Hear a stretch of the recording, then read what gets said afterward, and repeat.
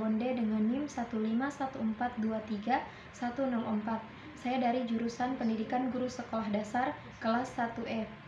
Pada kesempatan kali ini saya akan menjelaskan materi tentang pengertian dan bentuk disiplin kelas untuk memenuhi tugas mata kuliah manajemen kelas oleh dosen pengampu Bapak Dr. Rustam I. Husain SAG MPD. Pengertian dan bentuk disiplin kelas.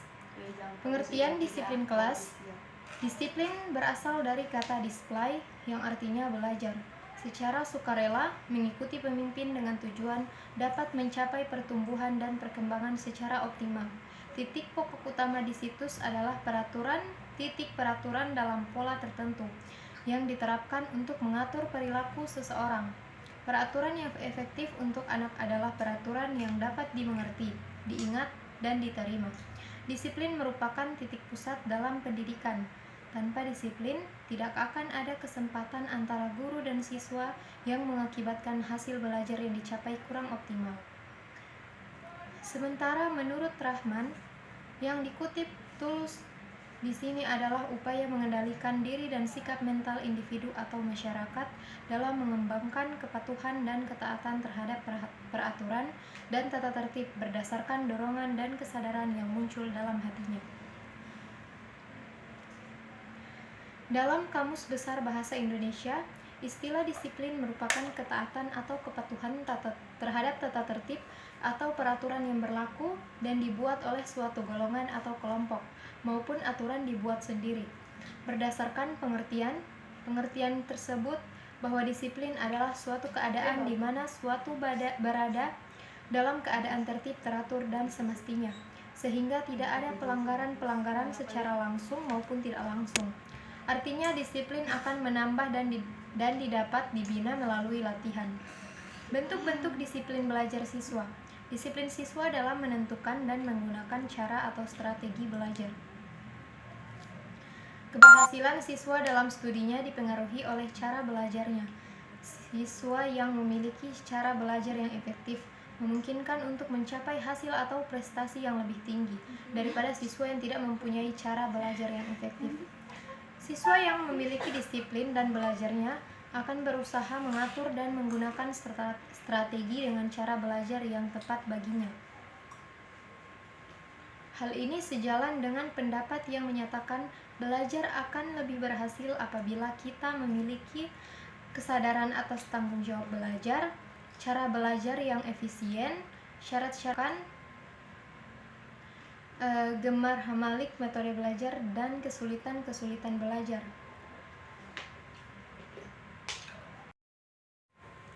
Hal ini sejalan dengan pendapat yang menyatakan belajar akan lebih berhasil apabila kita memiliki kesadaran atas tanggung jawab belajar dan cara belajar yang efisien.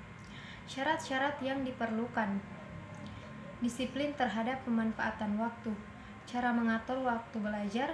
Salah satu masalah yang sering dihadapi oleh pelajar atau siswa adalah banyak pelajar atau siswa yang mengeluh kekurangan waktu untuk belajarnya. Tetapi mereka sebenarnya kurang memiliki keteraturan dan disiplin untuk mempergunakan waktu secara efisien.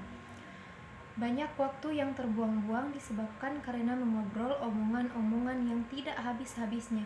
Tidak dapat dipungkiri bahwa orang-orang yang berhasil mencapai kesuksesan dalam hidupnya adalah orang-orang yang hidup teratur dan berdisiplin, memanfaatkan waktunya. Pengelompokan waktu. Banyak siswa yang belajarnya kurang dapat memanfaatkan waktu dengan sebaik-baiknya karena tidak membagi-bagi waktunya untuk macam-macam keperluan. Oleh karena itu, berbagai segi dan teknik untuk mengatur pemakaian waktu perlu dipahami sebagai langkah untuk mengembangkan keterampilan mengelola waktu studi. Penjatahan waktu belajar.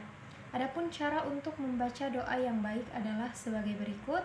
1. Memperhitungkan waktu setiap hari untuk keperluan tidur, belajar, makan, mandi, olahraga, dan lain-lain. Yang kedua, menyelidiki dan menentukan waktu-waktu yang tersedia setiap hari. Disiplin terhadap tugas. 1. Mengerjakan tugas rumah. Salah satu prinsip bela negara adalah ulangan dan latihan. Sejalan dengan pendapat yang menyatakan bahwa mengerjakan tugas dapat berupa pekerjaan tes atau ulangan atau ujian yang diberikan guru, tetapi juga termasuk membuat atau mengerjakan latihan-latihan yang ada dalam buku ataupun soal-soal buatan sendiri. Belajar dan faktor-faktor yang mempengaruhinya. Berdasarkan pendapat tersebut di atas, maka tugas itu dapat berupa tes atau ulangan dan juga dapat berupa latihan-latihan atau soal atau pekerjaan rumah. Yang kedua, mengerjakan tugas di sekolah. Adapun tugas di sekolah mencangkup mengerjakan latihan-latihan tes atau ulangan harian, ulangan umum atau ujian, baik yang tertulis maupun lisan. Disiplin terhadap tata tertib di dalam proses belajar mengajar. Disiplin terhadap tata tertib sangat penting untuk diterapkan, karena dalam suatu sekolah tidak memiliki tata tertib, maka proses belajar mengajar tidak akan berjalan dengan lancar sesuai dengan rencana. Faktor penghambat kedisiplinan.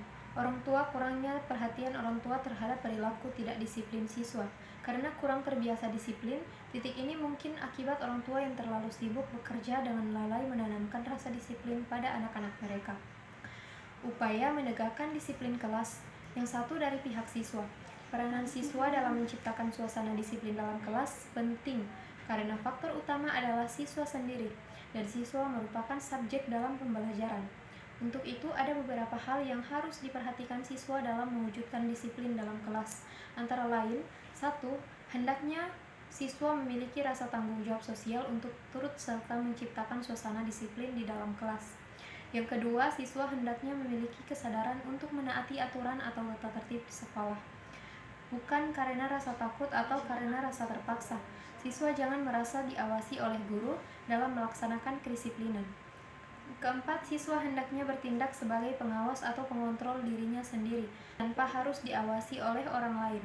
Yang kelima, apabila suatu saat melakukan pelanggaran, maka siswa harus berjanji pada dirinya sendiri untuk tidak mengulanginya. Yang kedua, ada pihak orang tua. Orang tua hendaknya mengetahui tentang tata tertib sekolah yang harus dilaksanakan putra-putrinya ketika ia berada di sekolah. Yang kedua, orang tua hendaknya ikut bertanggung jawab terhadap putra-putrinya dengan cara turut serta mengawasinya.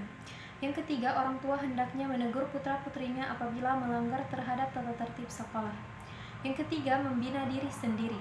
Tujuan pendidikan adalah membimbing anak ke arah yang kedewasaan, yaitu kematangan emosional, sosial, intelektual, dan moral, sehingga dapat berdiri sendiri. Kelas yang demokratis juga tertib sesuai dengan kegiatan yang dilakukan oleh anak-anak. Ketertiban tercapai bukan karena kekerasan atau paksaan dari pihak guru, melainkan karena anak-anak patuh akan peraturan. Tata tertib itu akan tetap mereka pelihara sekalipun tidak ada guru di dalam kelas yang mengawasi mereka. Apabila anak-anak itu telah sanggup disiplin sendiri, maka dengan demikian mereka telah melangkah menuju ke arah dewasa.